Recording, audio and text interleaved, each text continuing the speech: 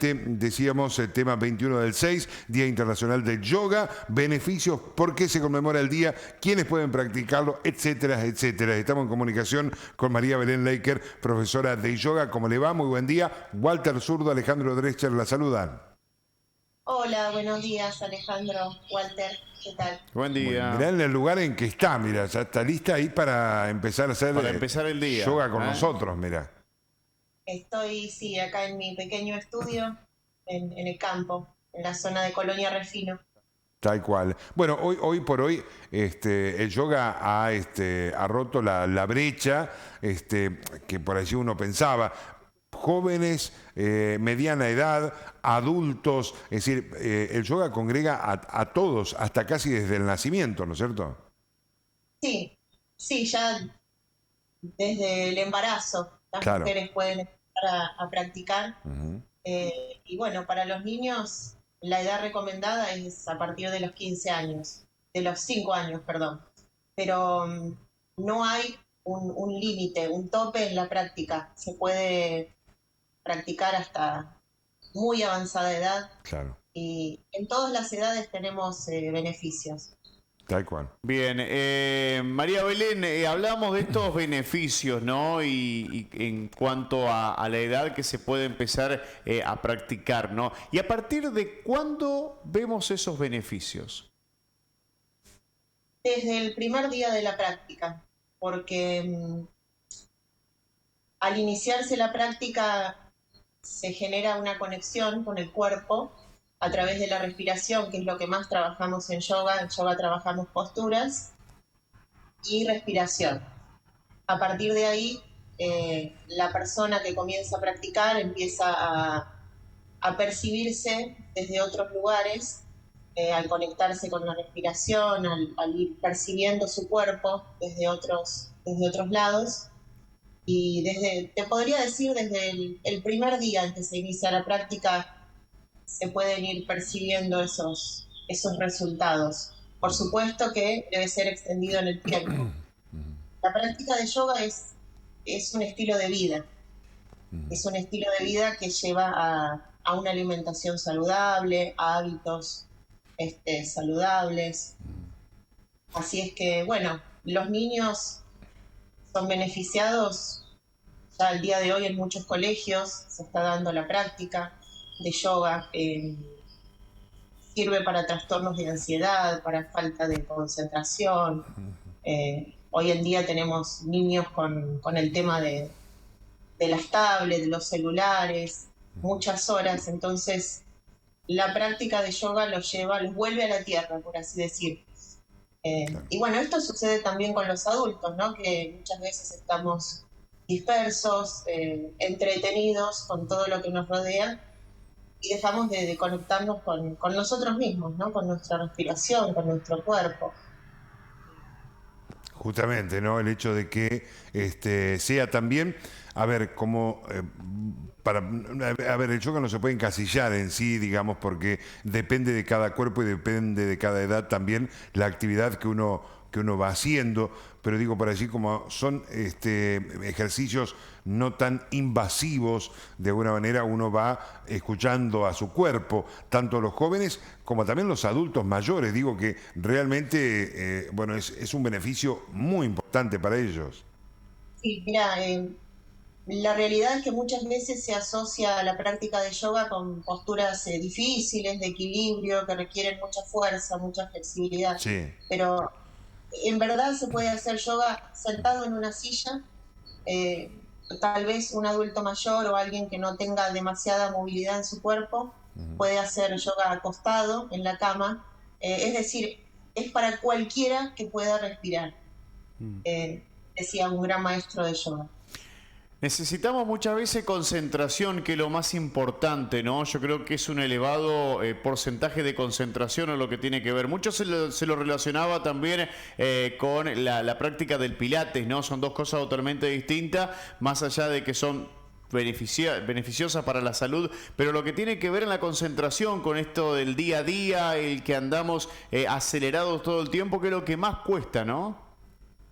Sí, justamente este tipo de actividades, el pilates, como vos decías recién, Walter, viene de la raíz del yoga. Yoga es milenario, viene desde 1500 antes de Cristo, así que imagínate lo antiguo que es esta tradición hindú. Y bueno, y de ahí después surgió el Pilates, posteriormente, en el siglo XIX. Así que, pero bueno, como bien decís, son prácticas que conducen a mirar hacia adentro, a tener una mirada de introspección, ¿no? Que es lo que muchas veces en este mundo en el que vivimos se va perdiendo por tanto estímulo sensorial, por mirar, ver hacia afuera, escuchar a otros lo que dicen. Y bueno, estas prácticas nos conducen a mirar hacia adentro, a buscar dentro de nosotros respuestas, tal vez sin necesidad de buscar tantas respuestas afuera. Y eso es maravilloso porque genera independencia, ¿no? El dejar de depender de otros, tal vez en cierto punto. Tal cual. Y en la vorágine del día a día, aquí como decía Walter, digo, en la locura de el celular, de los chicos, de el pago de algunas cosas, de los bancos, de etcétera, etcétera, digo, ayuda y mucho por allí tener el conocimiento del cuerpo de uno, ¿no? Sí, y más allá del cuerpo de uno que uno comienza a percibir desde otro lugar, si bien cuando hacemos gimnasia o otro tipo de actividades físicas, algún deporte, uno está en conexión con su cuerpo, el yoga lo que nos permite es mirar hacia adentro a través de la respiración, con técnicas específicas, con ejercicios que son guiados por cada profesor, y uno una vez que va aprendiendo y se va interiorizando más en la práctica, realmente son herramientas que uno tiene para afrontar situaciones cotidianas, por ejemplo, situaciones de estrés, situaciones que podrían ser conflictivas y bueno, muchas veces generan trastornos psiquiátricos, psicológicos, no fobias, ataques de pánico, depresión, trastornos de bipolaridad, bueno, todas estas patologías psiquiátricas y psíquicas pueden ser, por supuesto, junto con el acompañamiento médico, puede ser muy beneficioso porque le da a la persona esa herramienta de volver a sí mismo a través de la respiración. Esto aprendemos en yoga. Más allá de todas las posturas que se pueden hacer, posturas hermosas, identificando a todos los animales de la naturaleza.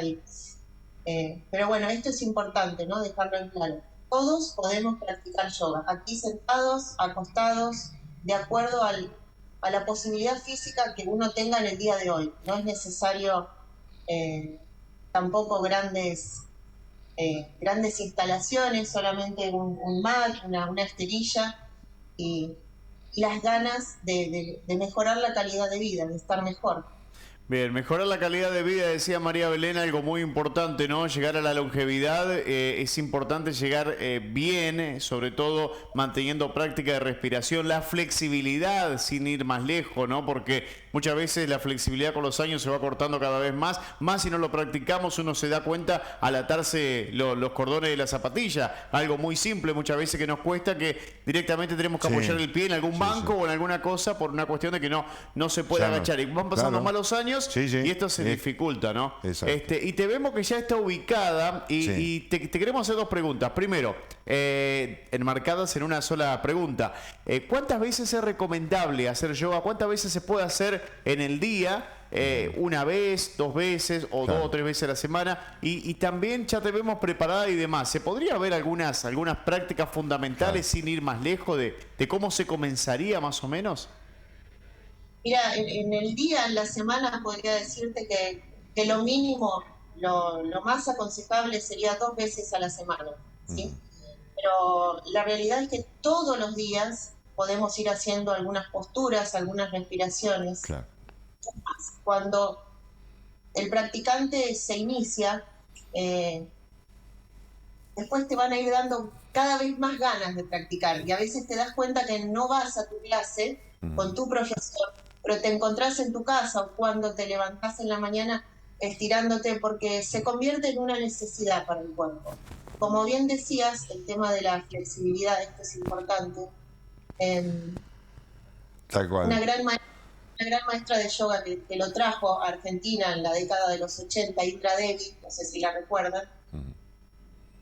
Ella decía que la edad de las personas se medía por la flexibilidad de la columna vertebral, no por la edad cronológica. Tal cual. Es decir, ya desde niños empieza a perderse, a mermar esta capacidad física, la flexibilidad. Por eso es súper importante que los niños comiencen, o no tal vez a hacer yoga, pero sí a estirarse, a hacer ejercicios de estiramiento.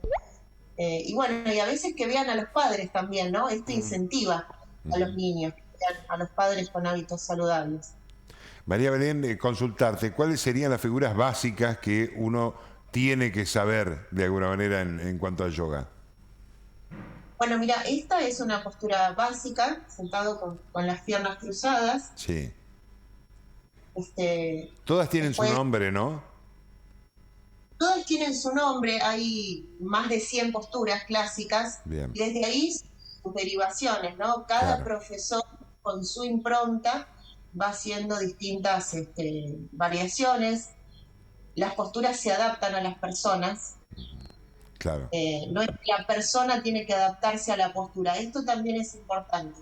Claro. Porque a veces hay posturas tal vez inaccesibles, muy difíciles. Entonces, esto es importante saber, que la postura es adaptada a cada persona.